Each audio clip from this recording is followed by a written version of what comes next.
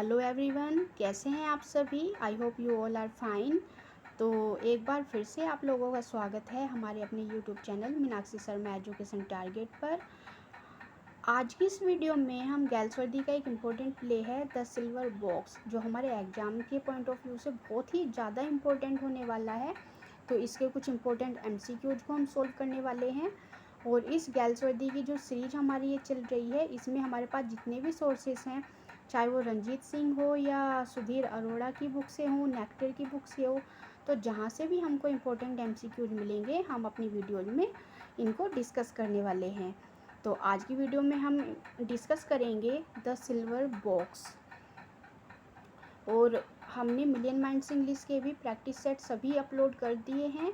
और डॉक्टर रंजीत सिंह के TGT English के प्रैक्टिस सेट भी हमारे काफ़ी सारे अपलोड हो चुके हैं। यदि आपने नहीं देखे हैं तो उन्हें भी आप चैनल की प्लेलिस्ट पे जा कर के देख सकते हैं। तो चैनल पर नए हैं तो जल्दी से चैनल को सब्सक्राइब कर दीजिए और स्टार्ट करते हैं आज की video. So first question is the silver box is a dash play. तो सिल्वर बॉक्स कैसा प्ले है, तो इसका करेक्ट आंसर हो जाएगा ए 3 एक्ट कॉमेडी। तो ये एक 3 एक्ट कॉमेडी है। Then question number 152, the silver box is a 3 act comedy. तो सिल्वर बॉक्स एक 3 एक्ट कॉमेडी है। The dash by the English writer John Galsworthy. तो यहाँ पे पूछा गया है कि जॉन गैल्सवर्दी के द्वारा लिखा गया ये कौन सा प्ले है। तो the correct answer will be D here, first play. Question number 153, the silver box was originally produced in London in. तो सिल्वर बॉक्स जो है ओरिजिनली कब इसको प्रोड्यूस किया गया था लंदन में, तो इसका करेक्ट आंसर हो जाएगा बी 1906। तो इसको 1906 में लंदन में प्रोड्यूस किया गया था। And 154, the silver box was first produced on dash 1906 at the Royal Court Theatre in London।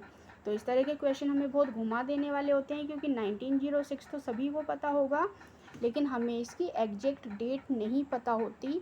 तो इसका जो करेक्ट आंसर हो जाएगा दैट इज ए 25 सेप्टेम्बर। तो 25 सेप्टेम्बर 1906 को रॉयल कोर्ट लंदन में इसको प्रोड्यूस किया गया था।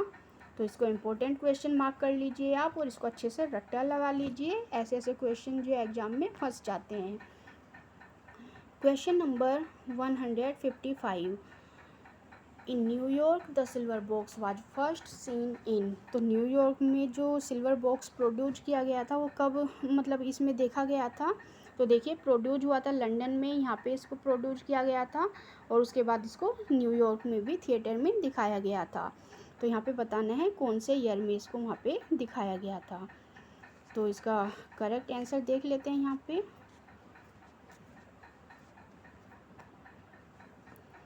यस, इसका करेक्ट आंसर हो जाएगा सी 1907। तो 1906 में इसको लंदन में प्रोड्यूस किया गया था और 1907 में ये न्यूयॉर्क में भी इसको देखा गया था।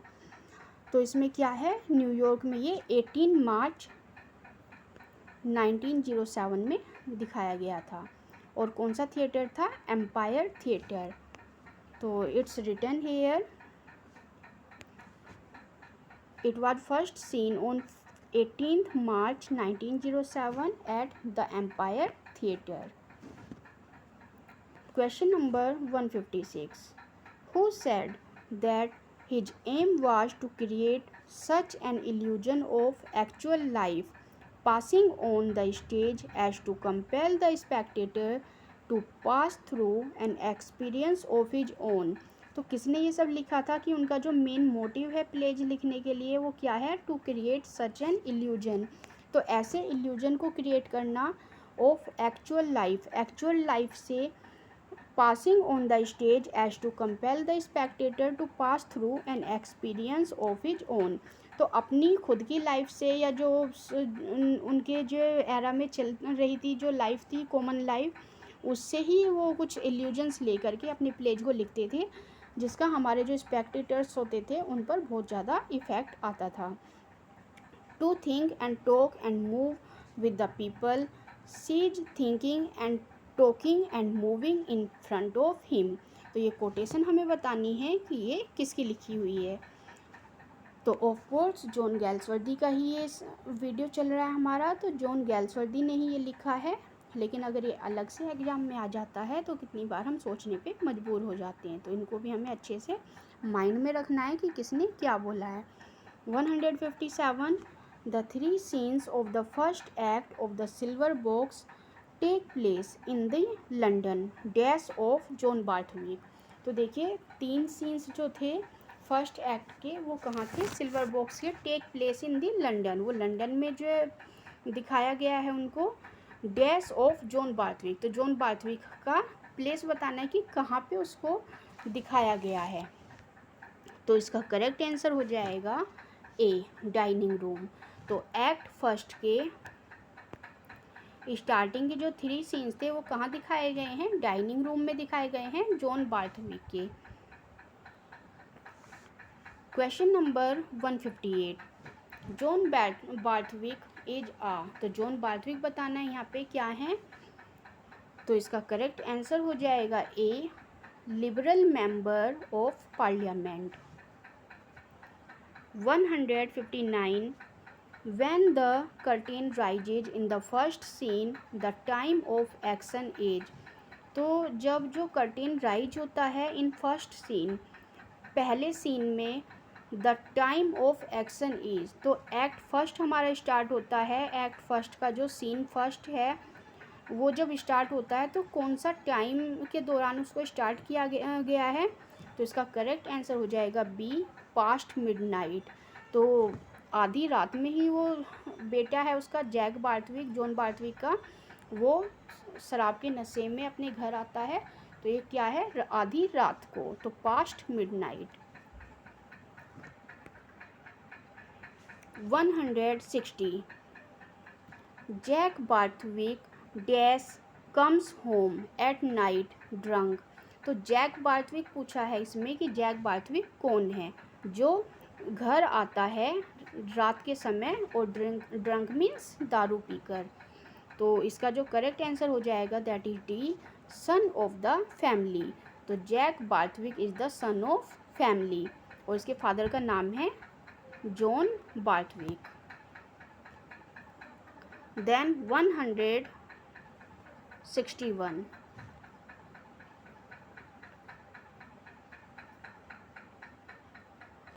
जैक बार्थविक कैरीज आ, तो जैक बार्थविक क्या कैरी करता है, मीन्स क्या लिए हुए होता है वो अपने साथ।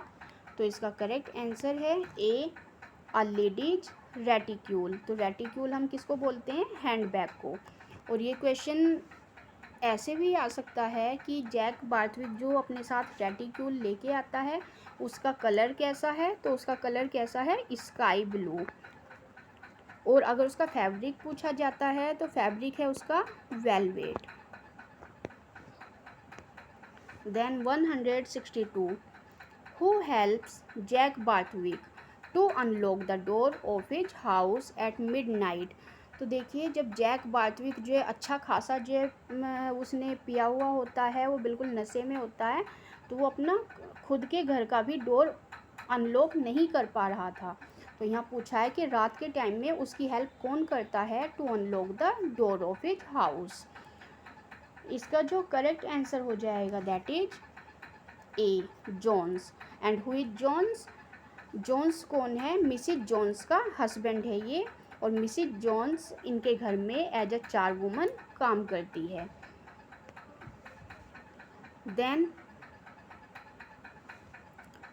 Who is given a drink by Jack, तो जैक किसको ड्रिंक देता है कि खुद तो पिया हुआ होता है, ले भाई तू भी पी, तो वो किसको देता है ड्रिंक। तो इसका करेक्ट आंसर है जॉन्स। तो जॉन्स उसकी हेल्प करता है तो वो खुश होकर के जॉन्स को भी क्या करता है, ड्रिंक दे देता है। So here it is given, एक बार इसको भी पढ़ लेते हैं। Jack desires to give some tip to Jones, वो जॉन्स को कुछ टिप देना चाहता था क्योंकि उसने उसकी हेल्प की थी। But his coin drops on the floor and is lost, लेकिन उसका जो कॉइन है जो वो उसको देने वाला था वो गिर जाता है फ्लोर पे और खो जाता है। तो Jack Jack therefore asked Jones to take drink from the bottle of whiskey on dining table. तो डाइनिंग टेबल पे जो बॉटल ऑफ विस्की रखी हुई है तो जॉन्स को वो बोलता है उसमें से ड्रिंक लेने के लिए. Then 164, where does Jack fall asleep that night in the state of intoxication. तो इंटॉक्सिकेशन होता है नशे में. तो नशे की हालत में उस रात जैक बार्थविक कहाँ पे सोता है. तो इसका करेक्ट आंसर हो जाएगा B, on the sofa. 165, while leaving Jones takes dash, this has fallen from the reticule and dash. तो जब जोन्स जैक बार्थविक को सोफ़ा पे लिटा करके वहाँ से जा रहा होता है तो उसके जो पर्स में से क्या निकल जाता है जिसको वो उठा लेता है. तो while leaving Jones takes a purse that had fallen from the reticule and a silver box. तो उसका जो पर्स होता है जैक बार्थविक का जो वो लेके आया था उसमें से एक पर्स और एक सिल्वर बॉक्स निकल जाता है जिसको वो उठा लेता है. Then 166, the next morning Mrs. Jones, while cleaning the room, talks to Dash and to Marlowe the butler. तो नेक्स्ट मॉर्निंग ये जब सारा इंसिडेंट हो जाता है तो उसके बाद नेक्स्ट मॉर्निंग मिसेज जोन्स जो हैं ये मिस्टर जोन्स की वाइफ हैं जो अभी जैक बार्थविक की हेल्प करके आया है. ओके, तो उसकी वाइफ क्या करती हैं क्लीनिंग करते हुए रूम की वो बातें कर रही होती है. और किससे बातें कर रही होती है dash and to Marlow the butler. तो एक मार्लो होता है वहाँ पे जो बटलर है एक, और दूसरा होता है व्हीलर द हाउसमेड. तो एक हाउसमेड है वहाँ पे व्हीलर और एक मार्लो बटलर है. उन दोनों से ये बातें कर रही होती है.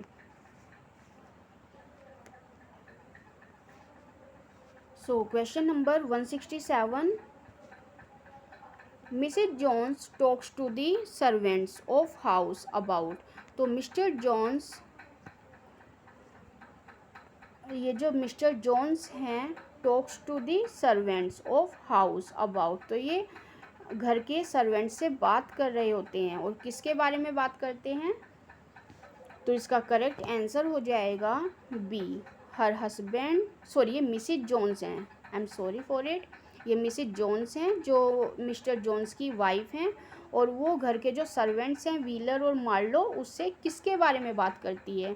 तो ये बात करती है हर हस्बैंड अपने हस्बैंड के बारे में, हु इज जॉबलेस जिसकी कहीं जॉब नहीं है वो बिल्कुल बेरोजगार है, and is violent when drunk, और जो कि जब भी शराब पी लेता है तो नशे में वो क्या हो जाता है वायलेंट हो जाता है. Next 168, who notices that the cigarette box is missing. तो इस बात को कौन नोटिस करता है कि जो सिल्वर बॉक्स है वो मिस हो गया है. तो इसका करेक्ट आंसर हो जाएगा C, Marlow. And who is Marlow the butler. Question number 169, who informs Barthwick that the cigarette box is missing. और बार्थविक को कौन बताता है कि सिगरेट बॉक्स जो है मिस हो चुका है. तो 169 the correct answer will be C, Marlow. तो ये जो मार्लो बटलर होता है ये बता देता है बार्थविक को कि जो सिगरेट बॉक्स वहाँ रखा हुआ था वो मिसिंग है. 170, who is suspected for stealing the silver box. और स्टार्टिंग में किस पे सस्पेक्ट किया जाता है कि उसने सिल्वर बॉक्स को चुराया है. तो the correct answer will be B, Mrs Jones. तो मिसेज जोन्स जैसे कि सर्वेंट्स को बता रही थी कि ऐसे उसका हस्बैंड किस तरह से बेरोजगार है, जॉबलेस है और उनके घर में पैसों की तंगी चल रही है. तो उनको लगता है कि मिसेज जोन्स ने ही इस सिल्वर बॉक्स को चुरा लिया है. Then question number 171, who comes to Barthwick house and claims for her bag and money. और बार्थविक हाउस में कौन आता है जो क्लेम करता है अपने बैग और मनी के लिए? तो ये वही बैग है जिसको जैक बार्थविक रात में अपने साथ लेके आया था, और ये लेडी उसको अपने बैग को वापस मांगने के लिए आई है। तो बताना है यहाँ पे कौन है ये। तो इसका करेक्ट आंसर हो जाएगा डी, नन ऑफ दीज। तो देखिए, the lady who claims for her purse has been referred as the unknown lady. तो इसका यहाँ पे कुछ नाम नहीं बताया गया है, ना ही इसके बारे में कुछ डिस्क्रिप्शन दिया गया है। तो इसको सिर्फ कैसे यहाँ पे जो बताया गया है, द अननोन लेडी, एक नाम दिया गया है इसको, the unknown lady. Then 172, how much money the purse contained. तो ये जो पर्स था इसमें कितनी मनी थी? जो लेडी मांगने के लिए आई थी कि मेरा पर्स मुझे वापस दो, उसमें पूछा है कितनी मनी रखी हुई थी। तो इसका करेक्ट आंसर हो जाएगा ए, 7 pounds and 12 shillings। Question number 173,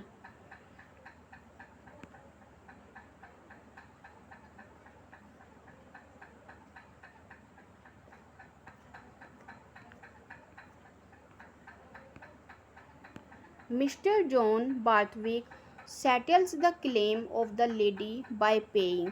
अभी जो जॉन बार्थविक होता है, जैक बार्थविक के जो पिता होते हैं, वो किस तरह से उसके क्लेम को सेटल करते हैं?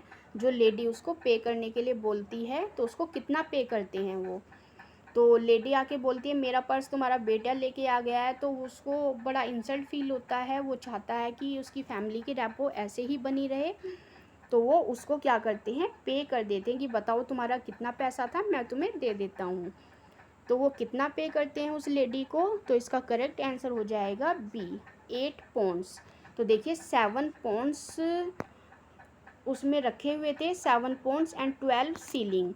तो ये क्या करते हैं, राउंड फिगर में उसको पूरा 8 pound दे देते हैं। Then 174, how Mrs Jones come to know that her husband has taken और stolen the purse and the silver box. तो देखिए, मिसेज जॉन्स को नहीं पता होता कि उसके हस्बैंड ने ही ये पर्स और सिल्वर बॉक्स को चुराया है। तो यहाँ पूछा गया है कि उसको किस तरह से, कैसे पता लगता है? तो इसका करेक्ट आंसर हो जाएगा D, when Jones gives a sovereign to pay the rent. तो उनके पास बिल्कुल पैसे नहीं होते अपनी लैंडलेडी को देने के लिए, क्योंकि वो किराए के घर में रहते थे, तो उनके पास बिल्कुल पैसा नहीं था। और लेकिन उस दिन क्या हुआ, जॉन्स आता है और अपनी लैंडलेडी को देने के लिए वो क्या देता है, सोवरेन दे देता है, और उसका जितना भी रेंट होता है मीन्स उसको चुका देता है, जिससे मिसेज जॉन को पता लग जाता है कि उसी ने ही वो पर्स और सिल्वर बॉक्स को चुराया है। तो यहाँ पे देखिए कुछ दिया हुआ भी है, इसको भी एक बार पढ़ लेते हैं। When the landlady comes for the rent, जब लैंडलेडी आती है अपना किराया मांगने, तो Jones unexpectedly throws his wife a sovereign to pay it. तो जॉन्स अपनी वाइफ को अनएक्सपेक्टेडली, क्योंकि उससे एक्सपेक्ट नहीं की जा सकती एज ही वो जॉबलेस, तो वो उसको सोवरेन दे देता है उसको पे करने के लिए। And Mrs Jones is appalled to find he has a purse and the missing cigarette box. और उसको पता चल जाता है कि इसके पास क्या है, पर्स है और सिल्वर बॉक्स है। 175, who says I am no thief. तो कौन बोलता है ये lines, I am no thief, I am no worse than what that young Barthwick is. He brought home that purse I picked up, a lady's purse, had it of her in a row, kept saying he had scored her off. Well, I scored him off, and do you think anything will happen to him? तो यहाँ पे कौन ये lines बोलता है कि मैं चोर नहीं हूँ, I am no worse than, मैं इतना भी बुरा नहीं हूँ जितना कि ये यंग बार्थविक है। ही ब्रोथ होम, वो घर पे लाया था, दैट पर्स, उस पर्स को, आई पिक्ड अप, मैंने उठा लिया, अ लेडीज पर्स, क्या था वो, एक लेडी का पर्स था, add it off her in a row, kept saying he had scored her off। तो एक तरह से ये यहाँ बताना चाहता है कि किस तरह से उसने उस लेडी को धोखा दिया है। वो घर पे उस पर्स को उठा के लाया था और मुझे यहाँ पे मिला तो मैंने भी उस पर्स को उठा लिया। या वो यहाँ पे ये भी बताना चाहता है उसने मुझे ऑफ़र भी किया था रात में ड्रिंक करने के लिए। Well I scored him off and do you think anything will happen to him. तो यहाँ बताता है कि जैसे मैंने जो कुछ गलत किया है तो उसी तरह से उतना ही गलत जैक बार्थविक भी है। और तुम्हें क्या लगता है कि anything will happen to him, कि इसके लिए उसको भी सज़ा मिलेगी। तो यहाँ ये दिखाना चाहता है कि किस तरह गरीब को तो यहाँ फंसाया जा रहा है उसी गलती के लिए जो कि एक रिच मैन ने भी की है और उसको कोई कुछ भी नहीं बोल रहा है। तो कौन बोलता है ये lines? The correct answer will be B, Mr Jones. 176 who finds the cigarette box he is looking for in the house of Mr. Jones। तो कौन मीन्स यहाँ पे कौन है ऐसा जिसको सिगरेट बॉक्स मिलता है? He is looking for in the house of Mr Jones. जब वो मिस्टर जोन्स के घर में ढूंढता है सिगरेट बॉक्स को तो किसको वो पर्स वो सिगरेट बॉक्स मिल जाता है। तो इसका करेक्ट आंसर है ए, स्नो, अ डिटेक्टिव। तो the name of detective is Snow, we have to learn it. 177 देखिए बहुत इंपॉर्टेंट यहाँ पे लाइन दी गई है। Robert snow is a detective in the XB division. तो ये जो रॉबर्ट स्नो है ये क्या है? डिटेक्टिव है। और कहाँ पे है? XB डिवीज़न में है ऑफ मेट्रोपॉलिटन पुलिस फोर्स। तो देखिए बहुत इंपॉर्टेंट सी यहाँ डिटेल है कुछ इसके बारे में। Then 177 who believes that Jack involvement in the case is an invention of Jones. तो किसको विश्वास है कि जो जैक की जो इन्वॉल्वमेंट है केस के अंदर ये एक इन्वेंशन है जोन्स की। मीन्स जोन उसको फंसा रहा है इस केस में और ये जो जैक बार्थविक है ये इस केस में इन्वॉल्व ही नहीं है। तो ऐसा कौन सोचता है? तो इसका करेक्ट आंसर है बी, मिसेज बार्थविक। तो Mrs Barthwick is the mother of Jack Barthwick. 178 who is unwilling to appear in court. और कोर्ट में कौन आना नहीं चाहता है यहाँ पे हमें बताना है। तो इसका करेक्ट आंसर हो जाएगा सी, जैक बार्थविक। तो जैक बार्थविक कोर्ट में आना नहीं चाहता है क्योंकि he knew very well that he was guilty in this case. तो वो सोचता है कि मैं कोर्ट में जाने से बचा ही रहूं। Then 179 who is anxious that the details should not get into the papers. और कौन चिंतित है यहाँ पे कि जो डिटेल्स हैं केस की ये केस क्या है पेपर्स में नहीं आना चाहिए, किसी भी तरह की डॉक्यूमेंट जो इसमें कार्यवाही नहीं होनी चाहिए। तो the correct answer is A, Jack Barthwick. तो जैक बार्थविक को यहाँ पे अपनी रैपो का बहुत ज़्यादा ख्याल है, वो नहीं चाहता कि किसी भी तरह उसके परिवार की बदनामी हो। एंड 180 एक्ट 3 ओपन्स इन। तो एक्ट 3 कहाँ पे ओपन होता है? तो इसका करेक्ट आंसर हो जाएगा London police court at 1 o'clock। तो लंदन के पुलिस कोर्ट में 1 बजे का टाइम है यहाँ पे जब इस एक्ट को ओपन किया जाता है। 181 which of the following is not summoned in the court for recording statement. तो किसको कोर्ट में रिकॉर्डिंग स्टेटमेंट के लिए नहीं बुलाया जाता? तो इसका करेक्ट आंसर है D, Wheeler. 182 who speaks the following lines in the court. These questions are hardly to the point. The prisoner having admitted that he himself does not remember anything. There is a smile on the face of justice. It is a case of the blind leading the blind। तो देखिए इस तरह की statement कौन देता है यहाँ पे कि यहाँ पे प्रिजनर ने खुद एडमिट किया है कि वो जो है इस केस में उसे कुछ याद ही नहीं है क्या हुआ था क्या नहीं हुआ था, क्योंकि वो भी जो उसने भी क्या किया था, उसने भी पी हुई थी दारू। तो ये क्या है? एक तरह से स्माइल है on the face of justice. और ये क्या है, it is a case of the blind, ये एक ब्लाइंड का केस है, लीडिंग द ब्लाइंड, जो ब्लाइंड को लीड कर रहा है। तो देखिए ना तो प्रिजनर को पता कि उस रात क्या हुआ था, है ना, और उसको यहाँ पे पनिशमेंट देनी होती है। मीन्स जैक भी उस रात यही बोल देता है कि मुझे कुछ याद ही नहीं है उस दिन क्या हुआ था, और उधर जोन्स जो था वो भी बोल देता है मुझे कुछ ध्यान ही नहीं है, कुछ याद ही नहीं है। तो इसका करेक्ट आंसर हो जाएगा बी, रोपर द सोलिसिटर। तो जो उनका सोलिसिटर होता है रोपर, वो इस लाइन को बोलता है। 183 who continues to ask Jack why he took away the purse, but his question is quietly passed over in the court. तो देखिए जैक से बार बार कौन पूछता है कि तुमने वो पर्स क्यों चुराया, तुमने वो पर्स क्यों उठाया, लेकिन उसका जो क्वेश्चन है वो क्या होता है, क्वाइटली पास्ड ओवर, वो क्वाइटली पास्ड ओवर हो जाता है, उसको कोई ध्यान ही नहीं देता कि ऐसा क्यों बोल रहा है। उसको लगता है कि ही इज अ विक्टिम, उसने जो क्या नाम है, ही इज अ कल्प्रिट, उसने अपराध किया है और अब वो उसको फंसाना चाहता है जैक बार्थविक को। तो ये लाइन, ये कौन पूछता है बार बार जैक बार्थविक से, तो इसका करेक्ट आंसर हो जाएगा B, Mr Jones.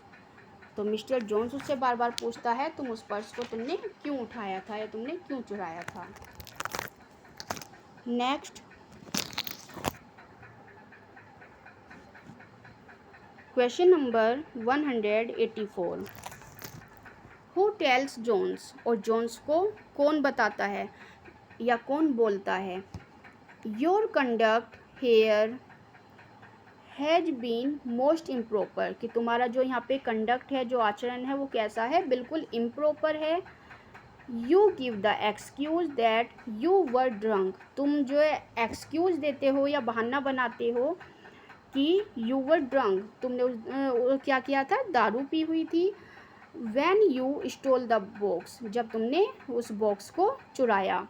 I tell you, मैं तुम्हें बताता हूँ, दैट इज़ नो एक्सक्यूज, ये कोई बहाना नहीं है। If you choose to get drunk and break the law afterwards you must take the consequences, कि यदि तुम जो शराब पी लोगे और कानून को तोड़ोगे तो तुम्हें क्या करना पड़ेगा, you must take the consequences. तो यहाँ पे कॉन्सिक्वेंसेस होता है परिणाम, तो उसके रिजल्ट तुम्हें झेलने पड़ेंगे।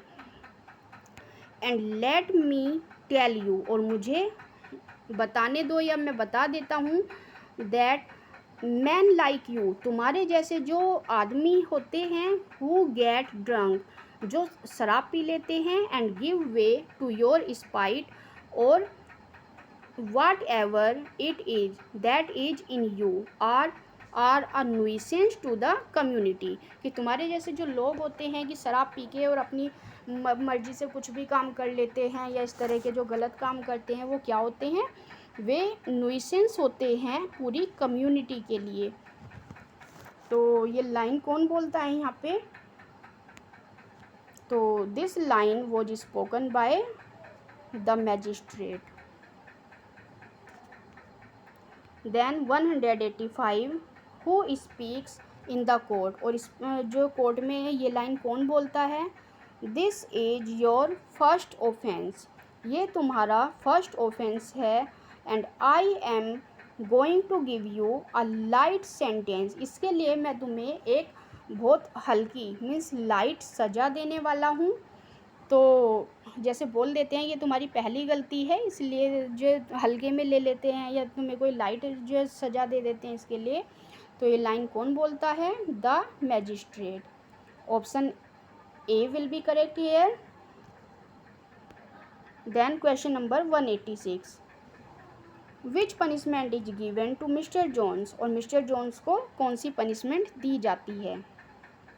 तो इसका करेक्ट आंसर हो जाएगा ए, 1 मंथ विद हार्ड लेबर, तो उसको 1 महीने की सश्रम कारावास सजा दी जाती है।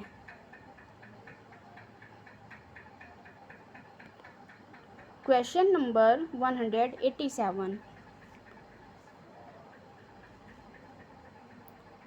Who shouts in the end of the play, और प्ले के लास्ट में कौन चिल्लाता है, कॉल दिस जस्टिस, कि इसको तुम न्याय बोलते हो। वॉट अबाउट हिम, उसके बारे में क्या।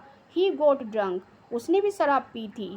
ही टुक द पर्स, उसने पर्स चुराया था। ही टुक द पर्स, उसने पर्स उठाया था या उसने पर्स चुराया था। But in a muffled sound, अब वो धीरे से चिल्लाता है। It is his money got him off justice, कि ये उसकी मनी ही है या ये उसका पैसा ही है जिसने उसको ये जस्टिस दिलवाया। मीन्स मैं यहाँ पे गरीब हूँ तो मुझे जो यहाँ पे सज़ा मिली, और उसके पास पैसा है इसलिए उसको छोड़ दिया गया। तो that is the sense of these lines. तो ये बोला गया था मिस्टर जोन्स के द्वारा। Question number 188, who wrote the biography entitled The Life and Letters of John Galsworthy, और 1935 में ये लिखा गया था। तो ये किसने लिखा था। The correct answer will be A here, H.V. Marriott। Then question number 189, who wrote the most comprehensive biography of Galsworthy entitled The Man of Principle in 1963।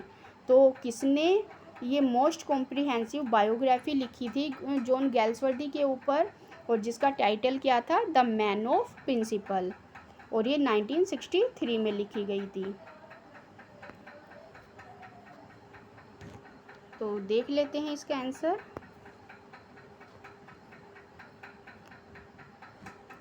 तो इसका करेक्ट आंसर हो जाएगा ए, Dudley Barker. 190, who discusses the life of Galsworthy in his work Portraits from Life 1937। तो किसने गैल्सवर्दी के ऊपर जो ये डिस्कस किया था उनकी लाइफ को, टाइटल पोर्ट्रेट्स फ्रॉम लाइफ 1937। तो the correct answer will be be here, Ford Maddox. तो ये फोर्ड मैडॉक्स ने डिस्कस किया था। 191, who wrote the popular biography entitled John Galsworthy A Survey 1929। तो किसने जॉन गैल्सवर्दी के ऊपर बायोग्राफी लिखी थी जिसका टाइटल था जॉन गैल्सवर्दी आ सर्वे, 1929 में लिखा गया था ये वर्क।